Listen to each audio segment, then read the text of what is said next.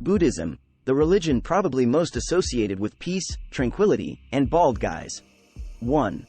Of the oldest surviving religions, Buddhism started 2,500 years ago in India and is now the world's fourth largest religion, with over 520 million followers, or 7% of humanity. Almost all located within this circle. And if you live outside of this circle, you might not know a lot about Buddhist beliefs. So what is Buddhism? Who is the Buddha? And is life an endless cycle of pain, misery, disappointment, and death? Well, let's find out. So who was the Buddha? Well, let's travel 2,500 years into the past. Around 480 BCE, the Buddha was born as Prince Siddhartha Gautama in modern-day Nepal, right here. Siddhartha's dad was a powerful ruler of a Hindu republic. But due to a prophecy, he was terrified that Prince Siddhartha would become a religious leader instead of taking his place on the throne. To avoid the prophecy, he hid human suffering from Siddhartha.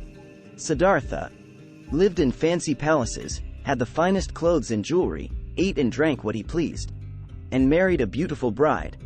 His dad fired sick, ugly, aging servants, and no one could speak to Siddhartha about any of life's miseries, like death.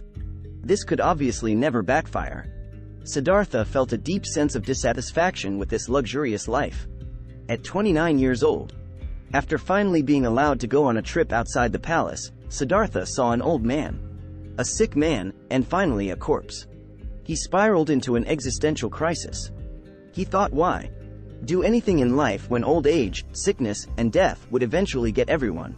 Anyway, on another visit outside, Siddhartha came across a homeless monk that had given up all possessions. This guy seemed pretty wise and happy. So Siddhartha decided he would abandon his princely life and become a wandering monk in search of an answer to life's suffering. Siddhartha spent the next 6 years learning from India's greatest yoga and meditation masters. He joined a group of hermits in the forest that practiced extreme fasting and intense meditation. But after 6 years of eating nothing but seeds that had blown into his lap, Siddhartha was little more than a living skeleton. He realized he wasn't any closer to an answer to suffering. In fact, the starvation had clouded his thinking. The path to enlightenment lay between the extremes of a prince's life of luxury and a hermit's life of starvation. So Siddhartha would have to follow a middle way. And so he began eating again. Re-energized, Siddhartha sat beneath a tree and vowed to meditate until he found an answer to human suffering. In a deep state of meditation, Siddhartha sat there for days. He realized that by ending desire, he could end suffering. We only suffer because we want things to be a certain way. His fear of aging, sickness, and death slipped away. He realized all things are always changing, and that the only thing he could do was accept and love those changes. Freed from desire, his mind and senses purified, he was filled with a sense of compassion and joy for everything on earth. Under that tree, now called the Bodhi tree, Siddhartha achieved enlightenment, or Nirvana. He was now an awakened one, a Buddha. So how exactly did the Buddha become enlightened? Well, luckily he laid out a handy-dandy guide for everyone to follow. The 4 Noble Truths are the basis of Buddhism. The first noble truth is, life is suffering. Wait. I know this sounds dark, but it's actually not. The actual first truth is life is dukkha, which is an ancient Sanskrit word that is normally translated as suffering in English. But it's more like dissatisfaction. Life will always be dissatisfying because humans cling to temporary things. Old age, sickness, and death are dukkha. Things changing when you don't want them to is dukkha. Not getting what you want is dukkha. Things never measuring up to our expectations is dukkha. Dukkha suggests that even when life is not physically painful, it can be disappointing and unfulfilling. The second noble truth is that dukkha is caused by desire. Humans desire and cling to possessions, people, power, and life itself.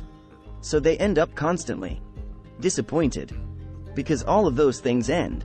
People want things they don't have and want things they have to never change. But everything is always changing. Everything we think we own is really borrowed. We want to live forever and want our loved ones to stay the same forever. But you can't catch a running stream. You can't have a permanent relationship with an impermanent world. It always ends in disappointment. Eventually, you discover that the bottomless breadsticks are in fact bottomed. Desire fuels suffering, in the way that wood fuels a fire. Fire consumes everything you feed it and will always demand more fuel.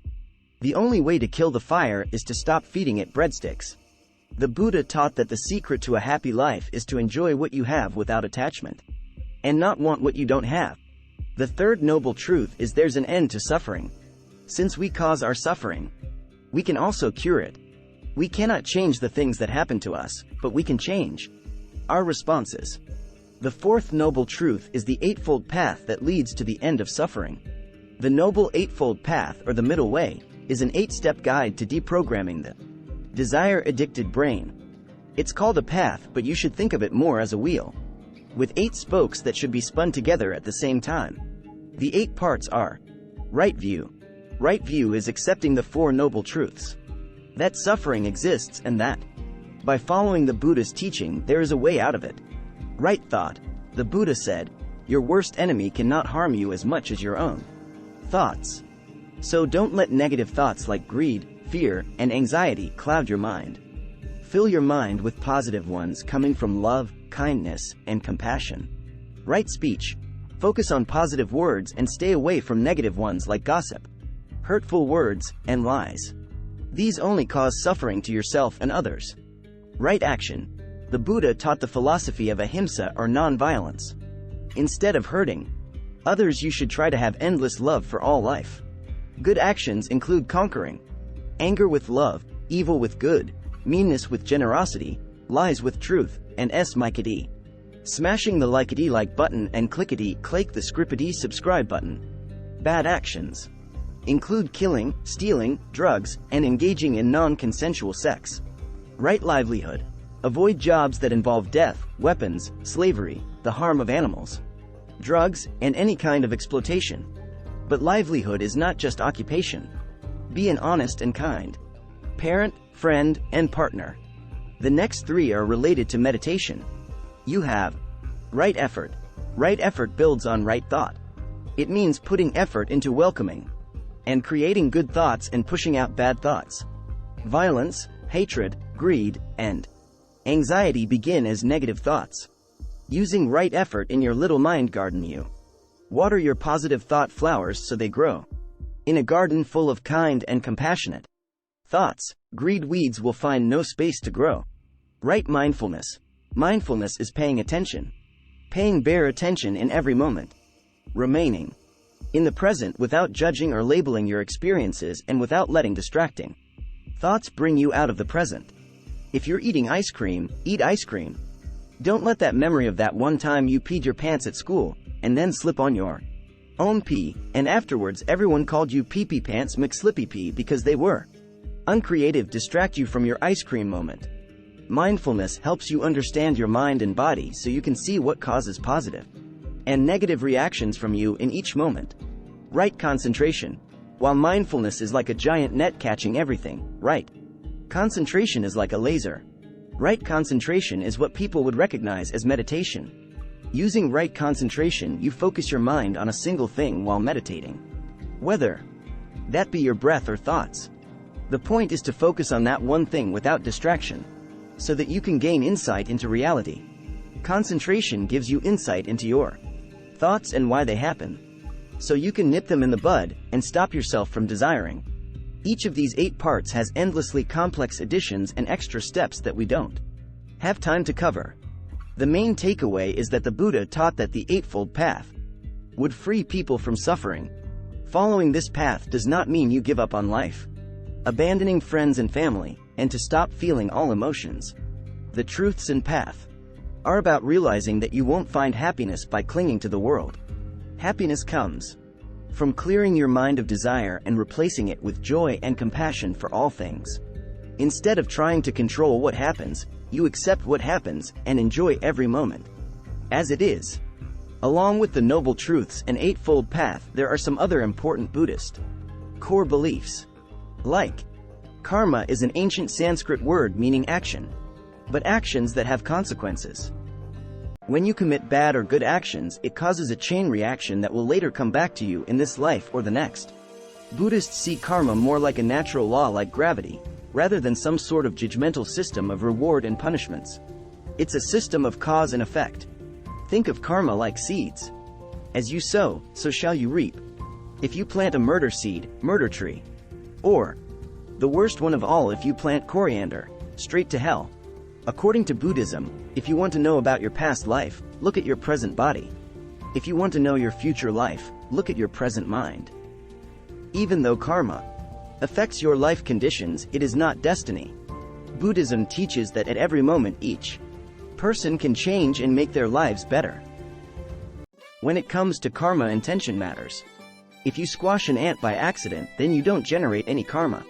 If you stamp on it with pure hatred and anger as if it was coriander, then that will generate negative karma. Karma also influences how you will be reborn after death. Buddhists believe we live in a beginningless and endless cycle of birth, suffering, and death called samsara. When the Buddha reached Nirvana, he escaped the cycle of rebirth, desire, and karma push the cycle on and on. When a life ends in one body, karma drags that life into a new body, with no memory of the previous life. Karma, even if it's good or bad karma, keeps people stuck in the cycle. The only way to break out of the cycle is to stop desire, stop suffering, stop the creation of karma, and reach Nirvana. Nirvana or enlightenment isn't a place for you to go. It's not heaven. It's a state of mind. The Buddha reached Nirvana and lived another 45 years. Although some Buddhist traditions do have heavens and hells, they're inside the cycle. Nirvana is an escape from the entire samsara cycle. Nirvana means blowing out. You blow out the fire of desire. When you stop thinking of yourself as me and I and instead fill yourself with compassion for all things. Once you do this, you stop generating karma and you stop being reborn. Anyone that wants to achieve nirvana can with the right effort. And that's why the Buddha spent the remaining 45 years of his life after enlightenment wandering the Indian subcontinent, teaching others how to escape suffering before he died at the age of 80. After Siddhartha's death, his community of monks known as the Sangha spread his teachings, or Dharma, out of India and throughout Asia. Buddhism eventually declined in India but took hold across East and Southeast Asia. His teachings of the Noble Truths and Eightfold Path aren't strict rules, and not following them won't result in punishment from a god. There is no capital G God in Buddhism. There are gods, but they're stuck in the same cycle as the rest of us, and you can be reborn as one if you've got great karma. The Buddha's teachings are a guide to escape suffering, leave the cycle, and achieve nirvana like he did. The important part is using the teachings that work for you in your unique life circumstances. As the Dalai Lama once said, if you find that the teachings suit you, apply them to your life as much as you can. If they don't suit you, just leave them be. This is why there are dozens of different kinds of Buddhism, but they can be divided into two major branches: Theravada and Mahayana. Theravada means School of the Elders, and is the oldest surviving branch of Buddhism. For Theravadins, reading is fundamental. They use a series of texts called suttas, which are based on oral teachings of what the Buddha taught. They date back almost to the time of the Buddha and are written in the ancient Pali language, and so these texts are called the Pali Canon. In general, Theravada has less religious rituals than other forms of Buddhism, and they believe the Buddha to be a much more human figure. They see Siddhartha as the only Buddha of the current era, and that he left behind his Dharma and Sangha to help others achieve enlightenment. Theravada Buddhist countries include Sri Lanka, Myanmar, Thailand, Cambodia, and Laos. Mahayana, meaning great vehicle, is younger than Theravada and is found mostly in East Asia. Unlike Theravada, which sticks with the Pali Canon, Mahayana has loads more texts and teachings. At the center of Mahayana is the Bodhisattva. Bodhisattvas are enlightened beings that, instead of leaving the cycle of rebirth, have decided to stay in order to help other non-enlightened beings achieve enlightenment. Mahayana Buddhism believes that you can ask bodhisattvas, other Buddhas, and holy beings for help in this world. So you will see people praying to different Buddhas in the same way people would pray to saints or gods in other religions. Mahayana is primarily practiced in Nepal, Mongolia, Taiwan, Korea, and Japan. Mahayana contains dozens of smaller traditions, such as Zen and Pure Land Buddhism. Another tradition under Mahayana is Vajrayana or Diamond Vehicle. This is what many people call Tibetan Buddhism. Vajrayana uses mantras or repetitive chants, the drawing of mandalas, and the use of secret rituals, incantations, and deep meditation while visualizing different supernatural beings to try and achieve nirvana faster.